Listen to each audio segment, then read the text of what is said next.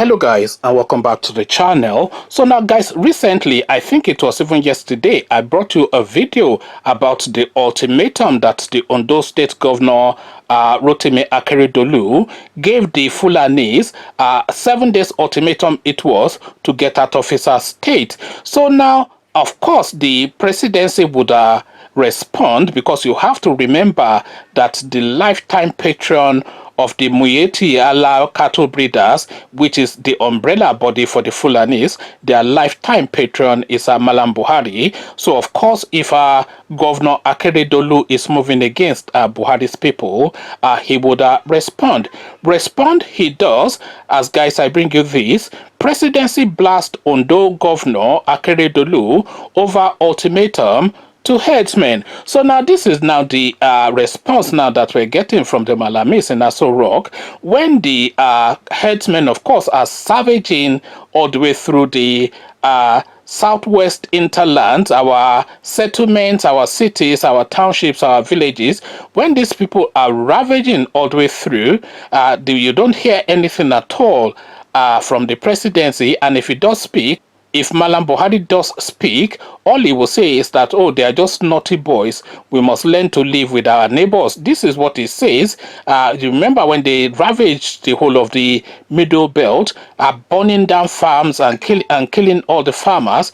The one thing you heard from Mallam Buhari is that they are your neighbors and you must learn to live with them. So this is his response to his people ravaging and savaging. But then, of course, when people have not had enough and they then take matters into their own hands and take a position, the response you get from Buhari, again, presidency blast Ondo Governor Akeredolu over ultimatum to headsmen. So now let's now see what the Malamis have to say to the Ondo man. The presidency has condemned the 7-day ultimatum given to headsmen by Ondo State Governor Rotimi Akeredolu to vacate forest reserves, urging the governor not to act outside the constitution of the country.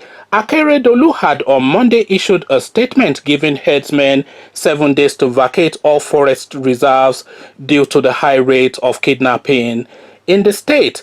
The governor also banned the movement of cattle within cities and highways, as well as night grazing. He had said, "Today we have taken major steps at addressing the root cause of kidnapping in particular and other nefarious activities detailed and documented in security reports, the press, and debriefings from victims of kidnap cases in Ondo State.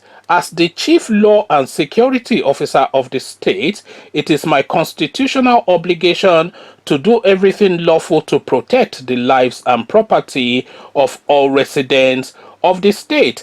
In light of the foregoing, the following orders are hereby issued. All forest reserves in the state are to be vacated by headsmen within the next 7 days, with effect from today, Monday, January the 18th, 2021.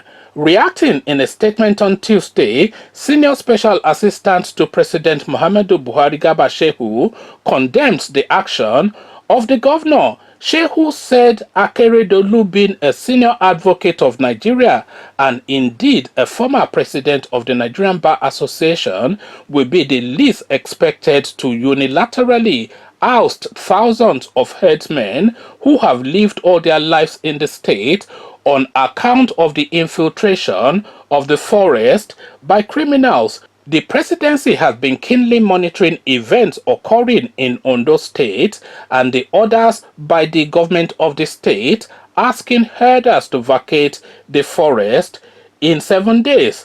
What is clearly emerging is a lack of consistency in messaging, which in turn leads to various contradictions regarding accuracy and the intent behind the message. There is little to be said other than to call for restraint on both sides and urge the state government and the leadership of the Fulani communities to continue their dialogue for a good understanding that will bring to an urgent end the nightmarish security challenges facing the state.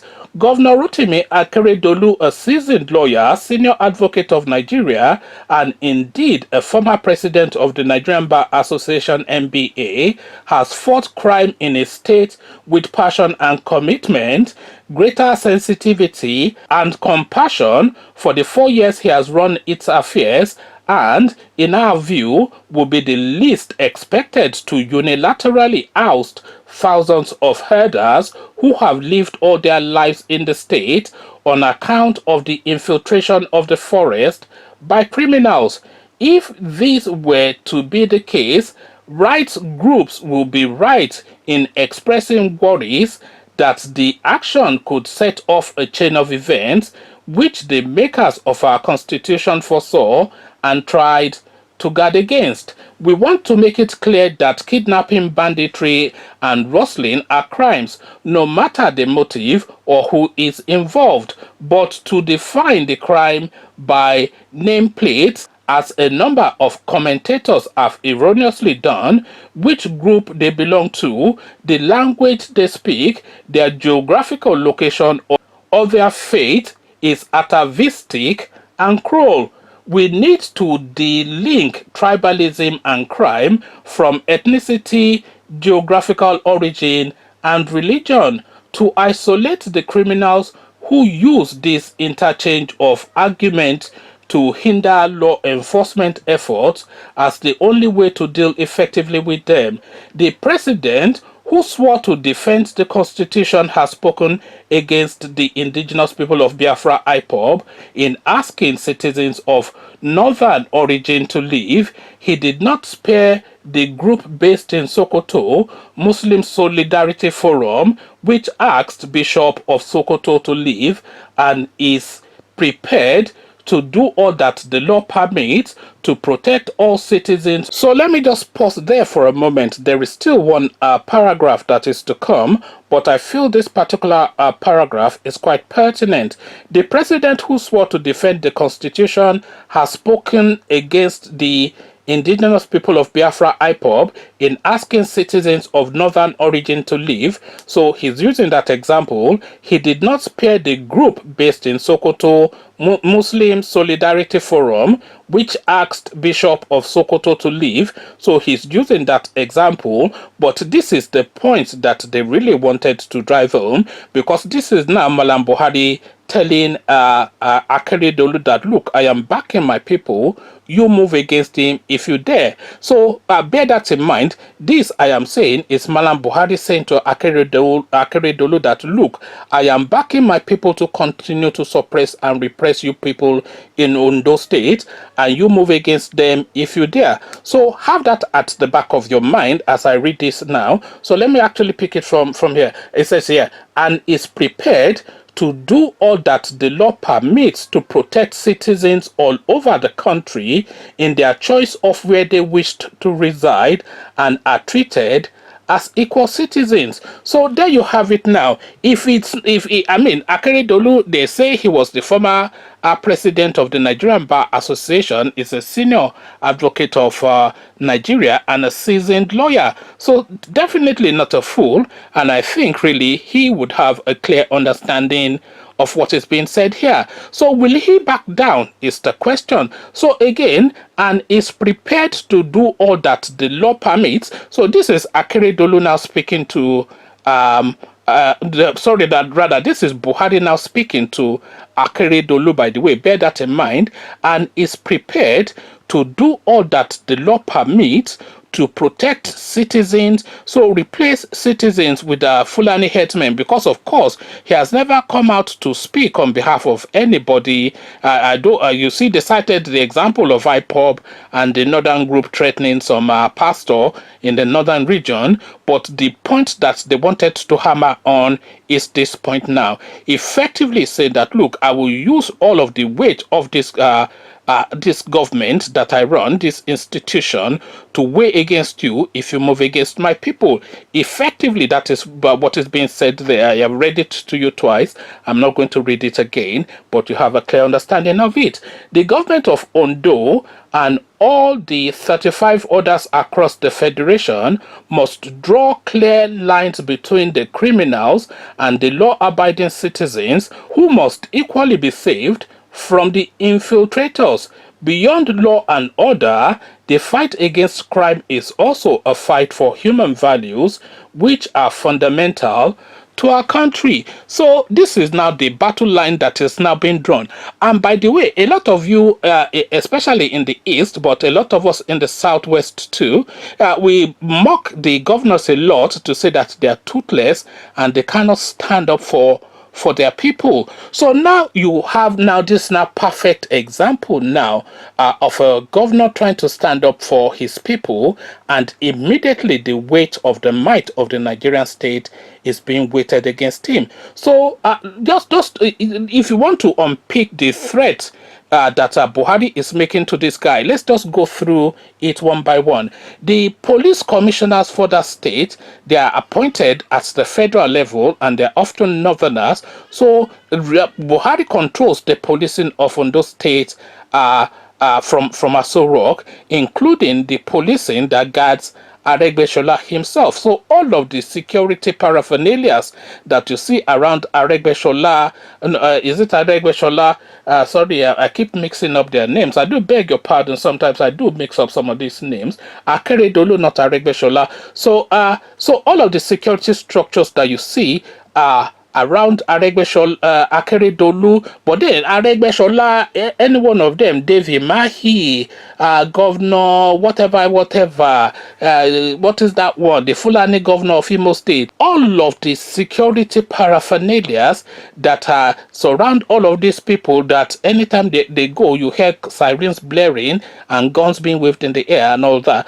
All of that is centrally controlled. So the security of the state of Ondo, including the security of the very personal being of the governor Akeredolu, is centrally controlled. So this is one of the threats that Buhari is making to him, that even your very own life is in my hand. So park that to one side. The Nigerian state, all the federating states of Nigeria, a lot of them, apart from maybe Lagos State and partially Kano State, all of the other states within the Nigerian space, they are not self-sustaining.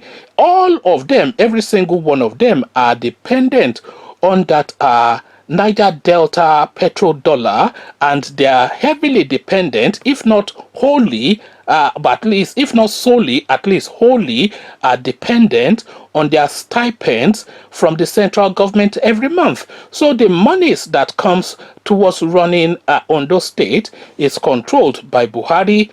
So the judiciary, Akeredolu is going around patting himself that is a senior advocate and the former president of the Nigerian Bar Association, but the judiciary itself is controlled by Buhari. Buhari can remove Akeredolu from office within 1 week. Emeka Ehidioha to be replaced with Hope Uzodinma. So we saw it happen in Imo State when the Imolites elected by popular fervor Emeka Ehidioha, and Mallam Buhari removed Emeka Ehidioha and put his party member Hope Uzodinma, who came number 4, not even a close second to Emeka Ehidioha, or a close or a distant third, but a million miles away number 4, who happened to be the APC man. Mallam Buhari removed Emeka Ehidioha and replaced him with Hope Uzodinma.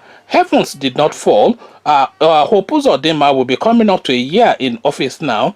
Imo is still running. Things are going on, and the heavens have not fallen. So this is the power and the potency of the Nigerian state. So this really explains in some ways why some of these governors seem a bit cowed by the might of the presidency, because the might of the presidency is all powerful. The Nigerian presidency, by the way, is globally recognized as the most powerful presidency in the world. The Nigerian presidency, the person that sits on the Nigerian first seat, is considered as the most powerful president in the world, not in terms of the military might of the Nigerian state to overwhelm any other state, but in terms of the power that singular person wields over the entirety of the space that he has dominion over. So the Nigerian president, he has the right, the virtual right, to rule that country like an emperor, and this is what we're seeing exemplified now with this particular Buhari administration, because there are no checks and balances built into the system in any way, and there is nothing really that can call the president to order. And this is where we're now seeing this now just abundance of impunity and just striding over the Nigerian landscape as though he was the Lord Almighty. This is what we're experiencing, and that is why people say that the Nigerian presidency is the most powerful presidency in the world. And this also is why the state governors are so timid. But now Akeredolu steps up, but will he back down is the question. And how quickly will he back down is the second question. Because of course all the purse strings are controlled by Aso Rock. All the security structures of the country is controlled by Aso Rock, and Aso Rock can, as I said, remove Akeredolu from his seat just by the click of two fingers. You know, just like that. Just get rid of him and he's gone, and nothing would happen.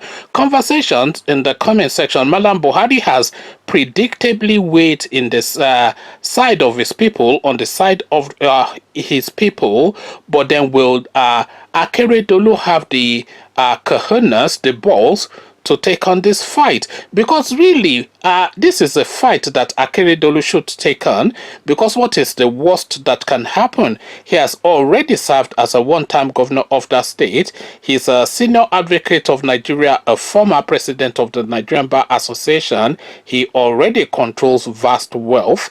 So what is the worst that can happen? So if there was ever a person that is positioned to stand on a principled matter, this is the person, and this is the time. Comment the hour, comment the man, but will the man